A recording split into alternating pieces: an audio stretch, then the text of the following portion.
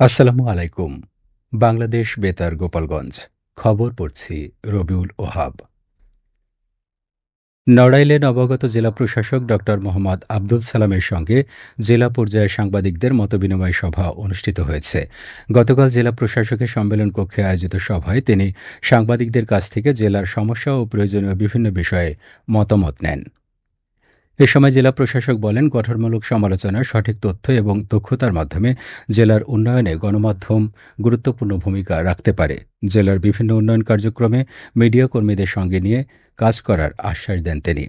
সভায় অতিরিক্ত জেলা প্রশাসক লিঙ্কন বিশ্বাস সহ জেলা প্রশাসনের কর্মকর্তা এবং বিভিন্ন প্রিন্ট ও ইলেকট্রনিক মিডিয়ার প্রতিনিধিরা উপস্থিত ছিলেন। নড়াইলে বীরশ্রেষ্ঠ নূর মোহাম্মদ স্টেডিয়াম ও টেবিল টেনিস ভবনের আধুনিকায়ন, ইনডোর ও ভলিবল স্টেডিয়াম নির্মাণ প্রকল্পের উদ্বোধন করা হয়েছে।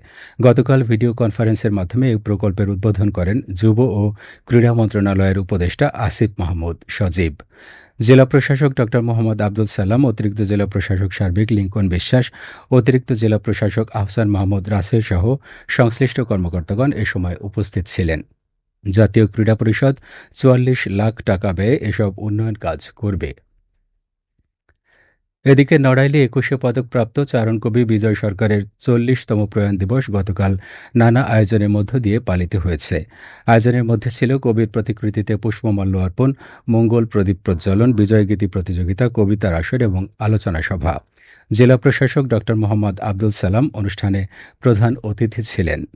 অতিরিক্ত জেলা প্রশাসক সার্বিক লিঙ্কন বিশ্বাসের সভাপতিত্বে জেলা বিএনপি সাধারণ সম্পাদক মোহাম্মদ মনিরুল ইসলাম, বিজয় সরকার ফাউন্ডেশনের সাধারণ সম্পাদক এস.এম. আকরাম শাহীন চুন্নু সহ সংশ্লিষ্টরা এ সময় উপস্থিত ছিলেন। পরিকল্পিত পরিবার, নিরাপদ মাতৃত্বের অঙ্গীকার, এই প্রতিপাদ্যে মাদারীপুরের কালকিনিতে পরিবার কল্যাণ সেবা ও প্রচার সপ্তাহ উপলক্ষে অ্যাডভোকেসি সভা অনুষ্ঠিত হয়েছে। গতকাল উপজেলা পরিষদ সভাকক্ষে আয়োজিত সভায় সভাপতিত্ব করেন উপজেলা পরিবার পরিকল্পনা কর্মকর্তা মোহাম্মদ আব্দুর রহমান। উপজেলা নির্বাহী কর্মকর্তা সাইফুল আরেফিন সভায় প্রধান অতিথি হিসেবে উপস্থিত ছিলেন। এছাড়া বিশেষ অতিথি হিসেবে উপস্থিত ছিলেন medical officer doctor Abdullah Akib, উপজেলা মাধ্যমিক শিক্ষা কর্মকর্তা আশরাফুজ্জামান এবং উপজেলা আইসিটি কর্মকর্তা প্রকৌশলী আরিফুল ইসলাম। এ সময় বক্তারা পরিবার পরিকল্পনা ও মাতৃস্বাস্থ্য সেবায় জনসচেতনতা বৃদ্ধির উপর গুরুত্ব আরোপ করেন। সপ্তাহটি আগামী ৬ ডিসেম্বর থেকে শুরু হয়ে ১১ ডিসেম্বর পর্যন্ত চলবে। আসন্ন ত্রয়োদশ জাতীয় সংসদ নির্বাচনে মাদারীপুরের ২টি আসনে বিএনপির প্রার্থী ঘোষণা করেছে দলটি। গতকাল এক প্রেস বিজ্ঞপ্তির মাধ্যমে বিষয়টি নিশ্চিত করেন বিএনপি কেন্দ্রীয় মহাসচিব মির্জা ফখরুল ইসলাম আলমগীর। মাদারীপুর এক আসনে মনোনয়ন পেয়েছেন শিবচর উপজেলা বিএনপির যুগ্ম আহ্বায়ক নাদিরা আক্তার, যিনি প্রয়াত নেতা মিঠু চৌধুরীর স্ত্রী। এদিকে মাদারীপুর ২ আসনে দলীয় মনোনয়ন পেয়েছেন জেলা বিএনপির সদস্য সচিব জাহানদার আলী জাহান। তিনি দীর্ঘদিন সাংগঠনিকভাবে সক্রিয় থেকে স্থানীয় রাজনীতিতে গুরুত্বপূর্ণ ভূমিকা পালন করছেন। মনোনয়ন পাওয়ার পর দলের কার্যালয়ে মতবিনিময়কালে জাহানদার আলী বলেন, ধানের শীষের বিজয়ের জন্য নেতাকর্মীদের ঐক্য ছাড়া বিকল্প নেই। তিনি তৃণমূল পর্যায়ের সবাইকে মাঠে সক্রিয় থাকার আহ্বান জানান। গোপালগঞ্জ ও পিরোজপুর জেলার কৃষকদের মধ্যে বিনামূল্যে ৫,৫০০ কেজি আলু বীজ বিতরণ করেছে বাংলাদেশ কৃষি গবেষণা ইনস্টিটিউট। গতকাল বিকেলে গোপালগঞ্জ সদর উপজেলার ঘোনাপাড়া কৃষি গবেষণা কেন্দ্রে পার্টনার প্রকল্পের আওতায় এই বীজ বিতরণ করা হয়। অনুষ্ঠানের প্রধান অতিথি ও কৃষি গবেষণা ইনস্টিটিউটের ঊর্ধ্বতন বৈজ্ঞানিক কর্মকর্তা ড মহসিন হাওলাদার ২ জেলার ৩৫ জন কৃষক কৃষানীর হাতে নানা জাতের আলু বীজ তুলে দেন। এ সময় গবেষণা কেন্দ্রের কর্মকর্তা, কর্মচারী, কৃষক কৃষানী ও গণমাধ্যম কর্মীরা উপস্থিত ছিলেন। মাদারীপুরের শিবচরে ঢাকা-ভাঙ্গা এক্সপ্রেসওয়েতে বাসের ধাক্কায় শাহাদাত হোসেন ঢালী নামে এক মোটরসাইকেল আরোহী নিহত হয়েছেন। গতকাল সন্ধ্যায় শিবচরের কুতুবপুর ইউনিয়ন এলাকায় এই দুর্ঘটনা ঘটে। নিহত শাহাদাত শিবচরের পাঁচচর ইউনিয়নের হোগলার মাঠ ঢালিকান্দি গ্রামের বাসিন্দা। হাইওয়ে পুলিশ জানায়, ব্যক্তিগত কাজ শেষে মোটরসাইকেলে করে ঢাকার উদ্দেশ্যে রওনা হলে পথে একটি যাত্রীবাহী বাস তার মোটরসাইকেলে ধাক্কা দেয়। এ সময় সড়ক থেকে ছিটকে পড়ে তিনি গুরুতর আহত হন।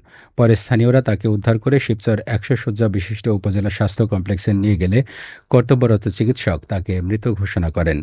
শিবচর হাইওয়ে থানার ওসি মোহাম্মদ জহুরুল ইসলাম ঘটনার সত্যতা নিশ্চিত করে বলেন, বাসটি আটক করা না গেলেও দুর্ঘটনার বিষয়ে তদন্ত ও প্রয়োজনীয় ব্যবস্থা গ্রহণের কাজ চলমান রয়েছে। এখন শুনুন কৃষি সংবাদ।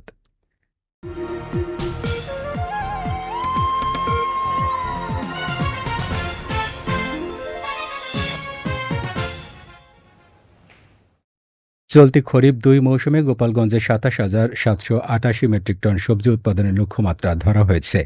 জেলা কৃষি অফিস জানিয়েছে, জেলার ৫ উপজেলায় এই মৌসুমে ১,৯৫০ হেক্টর জমিতে বিভিন্ন ধরনের সবজি আবাদ করা হয়। কৃষি কর্মকর্তারা বলছেন, অনুকূল আবহাওয়া ও সময়মতো ক্ষেত পরিচর্যা হলে লক্ষ্যমাত্রার চেয়ে বেশি উৎপাদন সম্ভব হবে। সবশেষে আবহাওয়া।